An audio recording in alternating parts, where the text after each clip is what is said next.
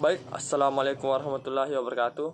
Perkenalkan, nama saya Arpan, NPM 091058041944, kelas A semester 6, Prodi Administrasi Publik, Fakultas Ilmu Sosial dan Ilmu Politik, Universitas Muhammadiyah Siden Rendrapang. Pada kesempatan ini, saya akan menjelaskan tugas-tugas yang diberikan oleh dosen pengampu dengan mata kuliah teori administrasi. Dengan langsung saja, saya akan menjelaskan tugas yang telah diberikan. Sejarah lahirnya ilmu administrasi publik. Ilmu administrasi negara lahir sejak Woodrow Wilson 1887, yang kemudian menjadi Presiden Amerika Serikat pada 1913 sampai 1921.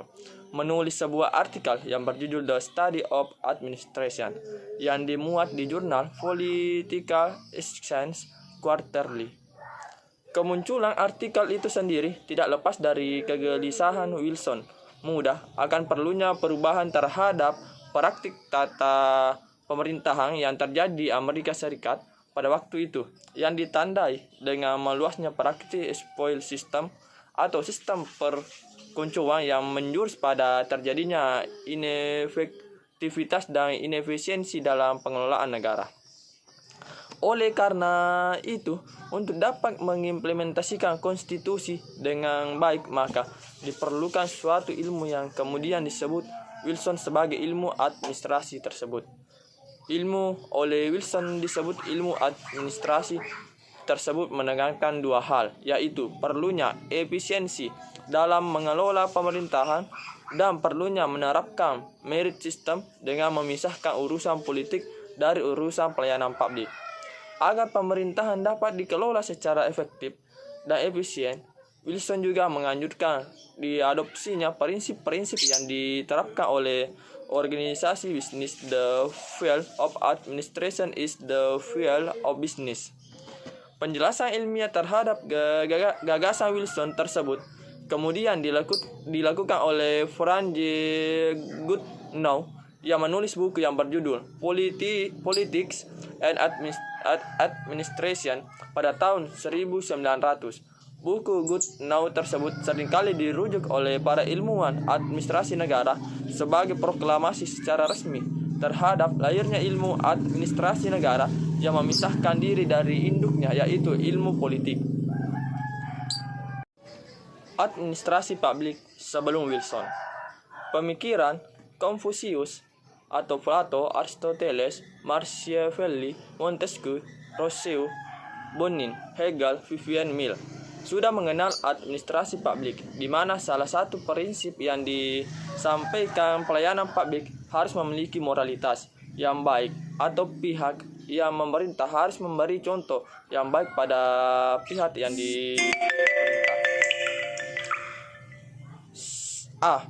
Plato atau The Laws. Masa Yunani membagi administrasi ke dalam 3 cabang: pengawas kota, pengawas agora, dan pengawas tempat ibadah, serta menggambarkan tugas dan kewajiban bagaimana menentukan jumlah serta proses seleksinya.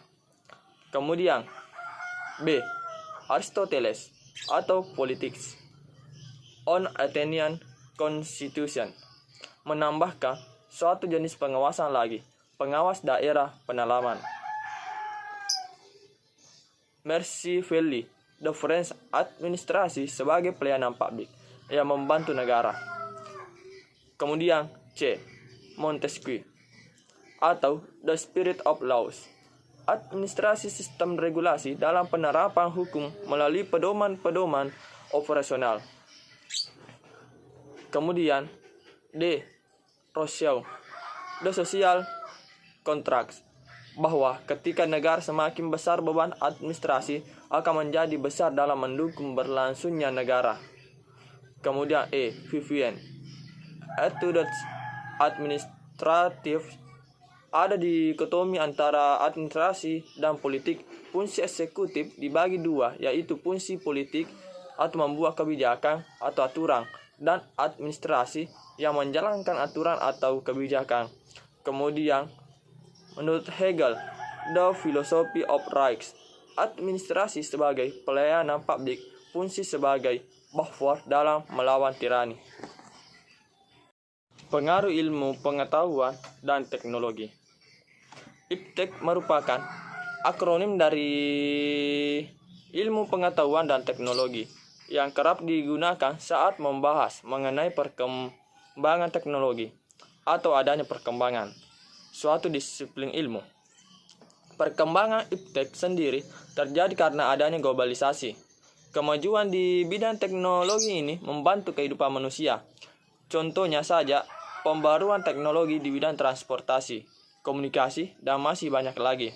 Menurut Jocko Ellul, teknologi ini memiliki karakteristik dan efisiensi untuk setiap bidang yang dibutuhkan manusia. Secara umum, IPTEK adalah ilmu pengetahuan yang mempelajari keterampilan untuk menciptakan alat sampai metode pengolahan, sehingga keberadaan IPTEK ini dapat membantu pekerjaan manusia. Adapun dampak positif dan negatif untuk manusia.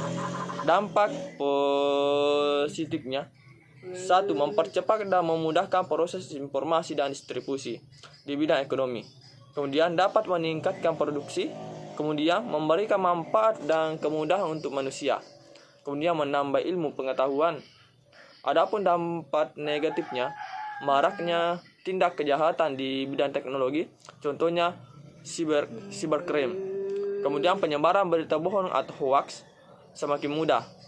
Semakin berkurangnya budaya tradisional. Mungkin cukup sekian yang dapat saya jelaskan. Kurang dalamnya mohon dimaafkan. Billahi bismillahil haq, fastabiqul khairat.